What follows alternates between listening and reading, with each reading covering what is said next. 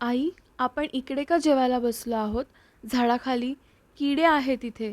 चल ना तिकडे जाऊ सगळे. भार्गव 10 वर्षाचा होता. मोठ्यांच्या भानगडी समजण्याचे त्याचे वय नव्हते. त्याची मोठी बहीण कोमल 16 वर्षाची होती. तिला फार काही कल्पना होती असे नव्हे, पण इतके कळत होते की आई योग्य निर्णय घेत असणार. आई म्हणजे नीलाक्षी, नीला. नीलाने भार्गवकडे किंचितच कडक नजरेने पाहिले व भार्गव गप्प बसून खाऊ लागला. अधिक कडक नजरेने भार्गवकडे बघणे किंवा त्याला काही कडकपणे बोलणे योग्य नाही हे नीलाला माहीत होते.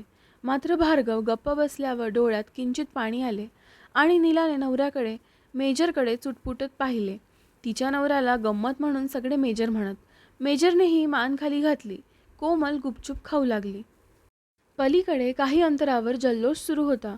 नीलाच्या सख्ख्या मोठ्या बहिणीच्या मुलाच्या लग्नाचे रिसेप्शन होते.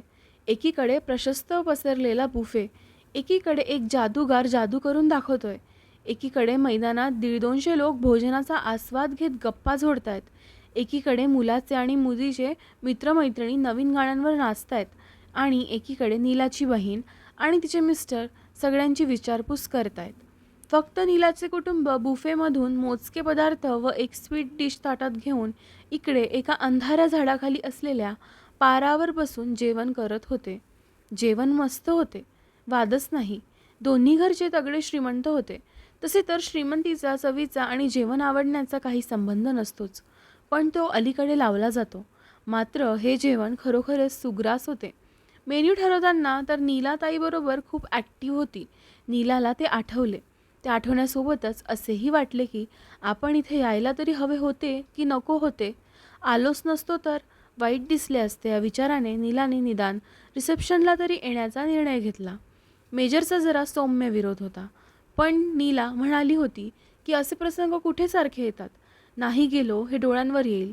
भार्गव आणि कोमलला खूप एन्जॉय करायचे होते, पण पलीकडे चाललेल्या जल्लोषात भाग घ्यायचा तरी कसा हा प्रश्न कोमलला पडला होता. भार्गवला आशा होती की त्याची आई निदान त्याला तरी डान्स फ्लोअरला जाण्याची परवानगी देईल. चला, झाले का? मेजरने नीलाकडे व मुलांकडे बघत उगीचच विचारले. नीलाने निरर्थकपणे मान हलवत डिश झाडाच्या पारावर ठेवली. मग कोमलनेही ठेवली. खरं तर कोमल पोटभर जेवलीच नव्हती. मेजरचे जेवण आधीच झालेले होते. मेजर मोठ्या शिस्तीचा, स्वतः शिस्त पाळणार आणि शिस्त न पाळणाऱ्यांना अद्दल घडवण्याची हिंमत दाखवणार. मात्र त्याला आत्ता कशातच रस नव्हता. हे कसले लग्नाचे जेवण? मेजरच्या मनात येत होते. भार्गव डान्स फ्लोअरवर नाचणारी त्याची सगळी भावंडे पाहून एक एक घास खात होता. त्याला किंचित अशी घाई करत नीला म्हणाली, चला भागोबा, उशीर झालाय.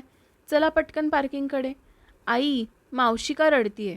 लग्न म्हणजे चांगले असते ना? नीलाने भार्गवला थोपटले व चुकचुकारले.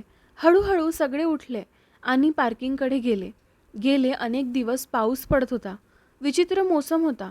आकाश आणि नीलाचे डोळे यांना आज एकाच वेळी एकच काम सुचले होते. मेजर नीलाला थोपटत होता. कोमलला कळत होते की इतके जवळचे नाते असूनही मावशी आणि तिच्या घरच्यांनी साधी विचारपूसही केली नाही. भार्गवला तेही कळत नव्हते. मेजरने नेहमीप्रमाणे ड्राईव्हवेमधून सुळसुळीतपणे गाडी बाहेर काढून रस्त्यावर आणली. आलो नसतो तरी चालले असते. मेजर हळूच पुटपुटला खरे, पण नीलाने ते व्यवस्थित ऐकले. एरवी नीला उसळून काहीतरी म्हणाली असती, मात्र आज तिच्या तोंडात वेगळे उद्गार आले. ताईंची साईबाबांवर अपार श्रद्धा आहे ना, म्हणून आपण पत्रिका तिथे ठेवायला गेलो लग्नाची. ताईला लग्नाच्या गडबडीत वेळ होणारच नव्हता. आता एवढे केल्यावर निदान लग्नाला तरी जायलाच हवे ना. ते ठीक आहे, पण बघितलेही नाही आपल्याकडे. जाऊ दे रे मेजर. परत येताना आपण सगळे अपघातात मेलो नसतो तर आज आपणच ताईसोबत आगत स्वागत करत असतो ना.